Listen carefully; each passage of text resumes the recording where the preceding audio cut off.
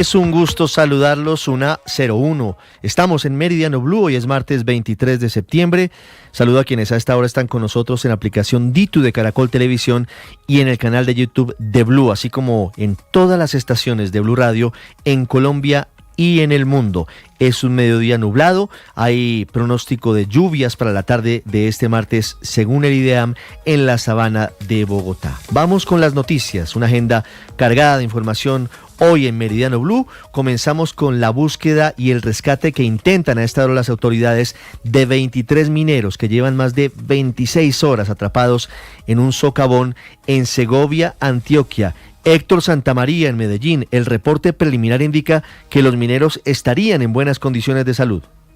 Sí, señor, estarían en buenas condiciones y por eso avanza a esta hora con el acompañamiento de Salvamento Minero y la multinacional canadiense Iris Mining, la brigada de emergencia de la empresa La Reliquia SAS, el rescate de esos 23 mineros que no han podido salir del socavón luego del colapso de aproximadamente 15 metros en el acceso principal de la mina, que está ubicado a unos 80 metros de la superficie. La empresa le ha informado a los familiares de estos mineros que están presentes allí en esta mina de oro en la vereda del Manzanillo, que han logrado mantener comunicación telefónica con ellos y confirmar que los sistemas de ventilación están funcionando. Laura Gallego Vargas es administrativa de la mina.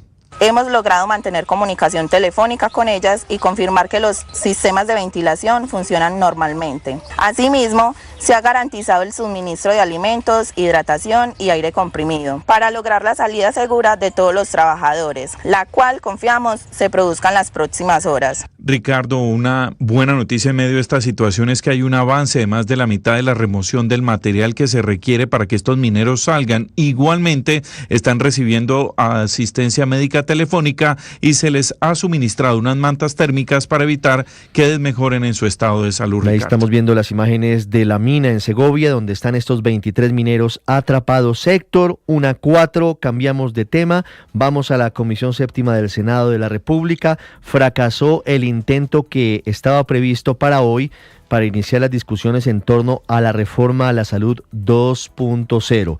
De nuevo está muy embolatada esta reforma del gobierno del presidente Gustavo Petro. Recuerden que en la legislatura pasada ya se había hundido esa misma iniciativa. Mateo Piñeros.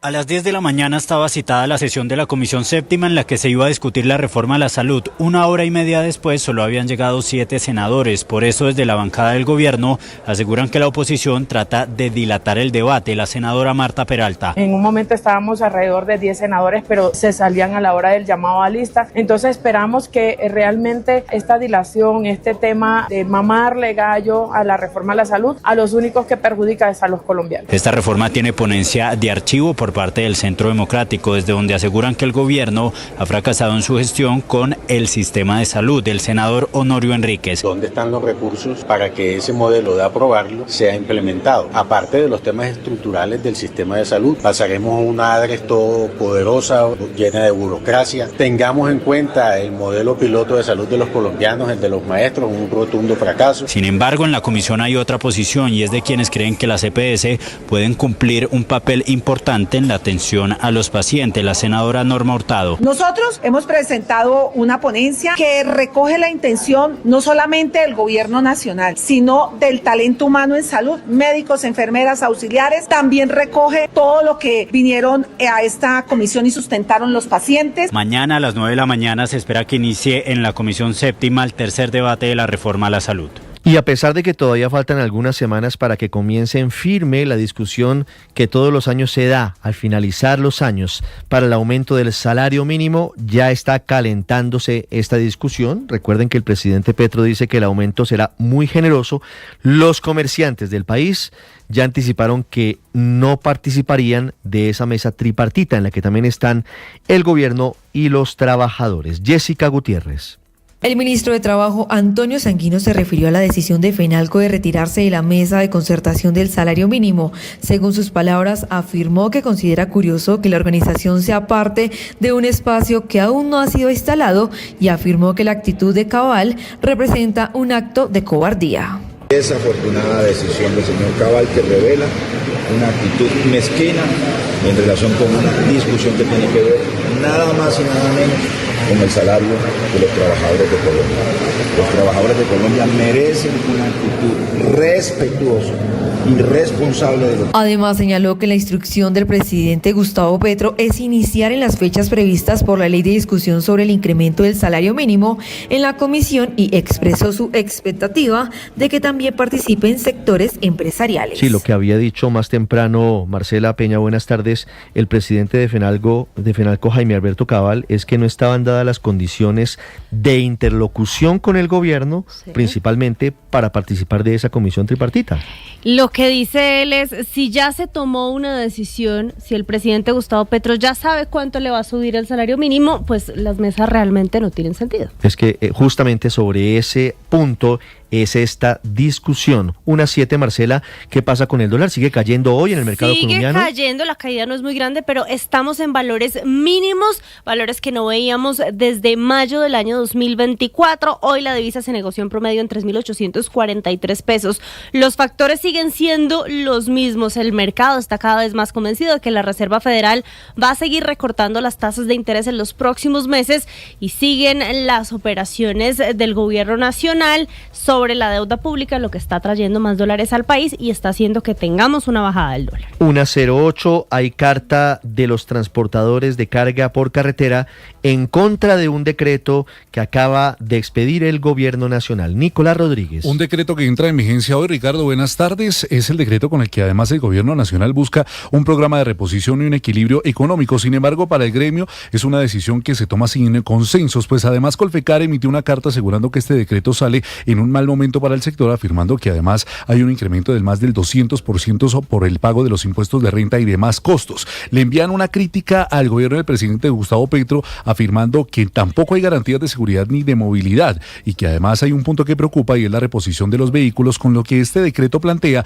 pues Colfecar también dice que con esa nueva reglamentación el sobrecosto sería superior al 25% del valor comercial y asimismo denuncian que hay una omisión de claridad de cómo sería el proceso de transmisión de este o de transición de este decreto, asegurando que empezaría o entraría en vigencia ayer. Y cierran además esta carta, Ricardo, exigiéndole al gobierno nacional que revise la normativa y que lo haga bajo las garantías de seguridad y de movilidad. Hemos visto que la vía ya no continúa complicada y los temas de seguridad sobre las carreteras del país es insostenible. Dicen ellos que la cifra de bloqueos y pérdidas va en aumento. Y es que hablando de la vía al llano, la ministra de Transporte, María Fernanda Rojas, confirmó hoy que no hay una fecha estimada de reapertura luego del derrumbe de gigantescas proporciones en el kilómetro 18 y que se necesita un trabajo conjunto con el concesionario, con las alcaldías y las gobernaciones, pero el asunto es que la solución no estará disponible en el corto plazo.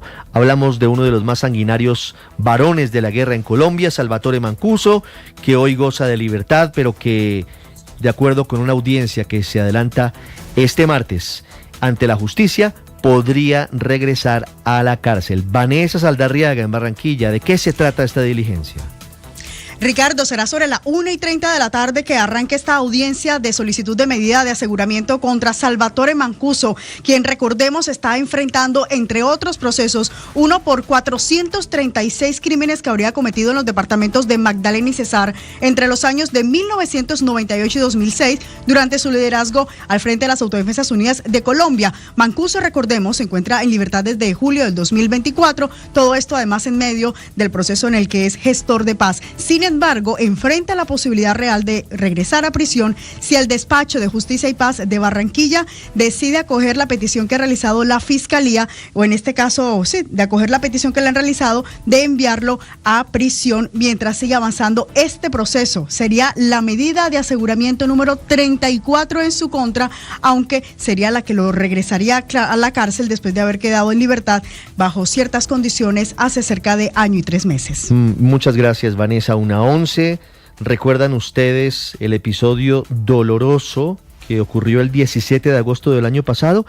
Ese día, en el restaurante Andrés Carne de Res en el norte de Bogotá, la joven artista bailarina Laura Daniela Villamil sufrió un muy grave accidente con fuego, se incendió su vestido y sufrió quemaduras incluso de 3er grado en gran parte de su cuerpo. Estuvo varios meses en cuidados intensivos, ha sido milagrosa su recuperación y la noticia este martes es que logró un acuerdo con sus antiguos patronos, con los propietarios del restaurante Andrés Carne de Res. Acuerdo que por ahora se anticipa confidencial. Kalila Peña.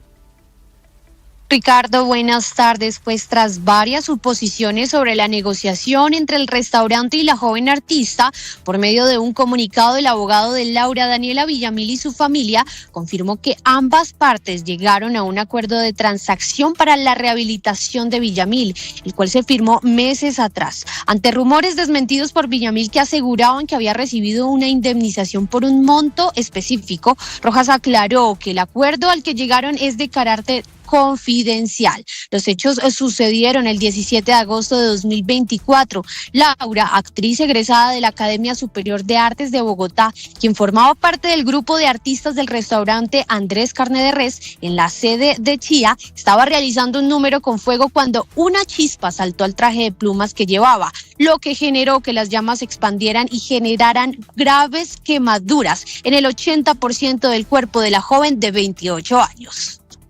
1:13 en Noticias del Mundo. Hablamos del discurso de más de 50 minutos del presidente de Estados Unidos, Donald Trump, en la Asamblea General de Naciones Unidas. Un discurso del que se salió completamente del libreto, un discurso muy fuerte en contra de Naciones Unidas, contra sus aliados, y en el que mencionó con nombre propio a Nicolás Maduro, lo cual de nuevo hace pensar que el despliegue de embarcaciones de guerra en el Caribe va en serio, no es solo una pantomima. Juan Camilo Merlano desde Nueva York. Fue un discurso de cerca de 56 minutos el del presidente Donald Trump ante la Asamblea General de Naciones Unidas, y en su espíritu fue una diatriba, una crítica durísima al sistema de Naciones Unidas, asegurando que habían fallado en sus esfuerzos por conseguir la paz, que ni siquiera lo han ayudado a él en las negociaciones, y también criticando y preguntándose cuál es el verdadero objetivo de Naciones Unidas. It has such tremendous potential, but it's not even coming close to living up to that potential. For the most part, at least for now, all they seem to do is write a really strongly worded letter and then never follow that letter up. Las únicas dos cosas que obtengo de Naciones Unidas son una escalera mala y un teleprompter dañado. La ONU tiene un potencial tremendo, pero no están ni cerca de estar a la altura de ese potencial. En gran parte, todo lo que parecen hacer es escribir cartas con palabras fuertes y nunca cumplir con esas cartas. Sus palabras vacías no solucionan guerras, lo único que soluciona las guerras son las acciones, aseguró el presidente Donald Trump, quien también se refirió a su ofensiva en el Mar Caribe en contra de embarcaciones que trafican drogas hacia los Estados Unidos, los bombardeos de lanchas. Pues el presidente Trump aseguró que este accionar es un mensaje para las organizaciones narcotraficantes y dijo con nombre propio que el líder de organizaciones criminales es Nicolás Maduro. For this reason, we've recently begun using the supreme power of the United States military to destroy Venezuelan terrorists and trafficking networks led by Nicolás Maduro. Estas organizaciones torturan, maltratan, mutilan y asesinan con impunidad.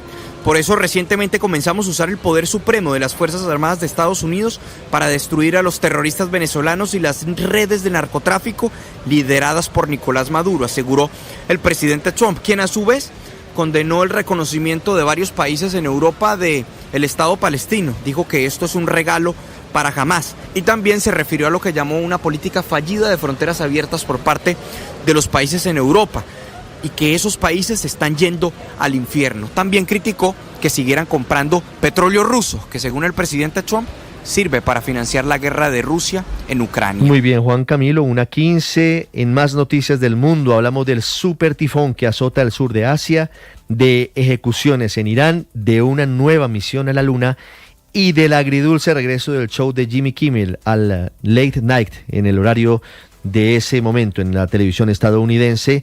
Las noticias del mundo, César Moreno.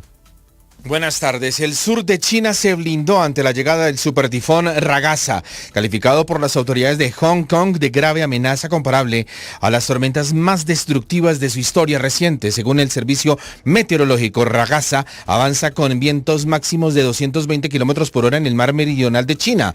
El transporte se suspendió, no hay clases y los comercios cerraron. Al norte de Hong Kong, en la ciudad china de Shenzhen, se ordenó la evacuación de 400,000 personas. Y no todos son buenas noticias para Jimmy Kimmel y su programa, después de casi una semana de suspensión tras un comentario sobre el asesinato de Charlie Kirk. La cadena ABC, propiedad del conglomerado Disney, anunció que va a retomar las grabaciones y la emisión del programa. Eso supone que Jimmy Kimmel Live podría volver a verse en buena parte del país, pero no en toda, porque dos potentes redes de emisoras locales, Nexstar y Sinclair, decidieron mantener el boicot contra el programa. Esto significa que un 25% de su audiencia no podrá ver el regreso de Jimmy Kimmel.